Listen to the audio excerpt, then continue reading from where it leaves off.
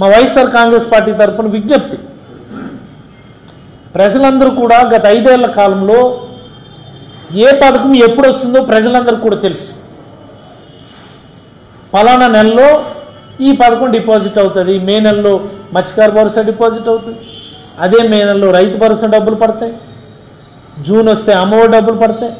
October వస్తే మళ్ళీ రైతు భరోసా డబ్బులు పడతాయి, నవంబర్ డిసెంబర్లో ఆసరా డబ్బులు పడేవి, నవంబర్ డిసెంబర్లో చేయుత డబ్బులు పడేవి, విద్యా దీవెన వసతి దీవెన అయితే క్వార్టర్స్ కింద డిపాజిట్ అయ్యేవి, నేతన నేస్తం పలానా నెలలో, కాపు నేస్తం పలానా నెలలో, ఇలా చెప్పుకుంటూ పోతే ప్రతి పథకం ఒక క్యాలెండర్ పెట్టి మార్చి ఏప్రిల్ నెలలోనే మన క్యాలెండర్ రిలీజ్ చేసేవాడు. ఈ నెలలో ఈ పథకం ఈ అప్రాక్సిమేట్ డేట్స్ అన్నటువంటి ఒక క్యాలెండర్ రిలీజ్ చేసి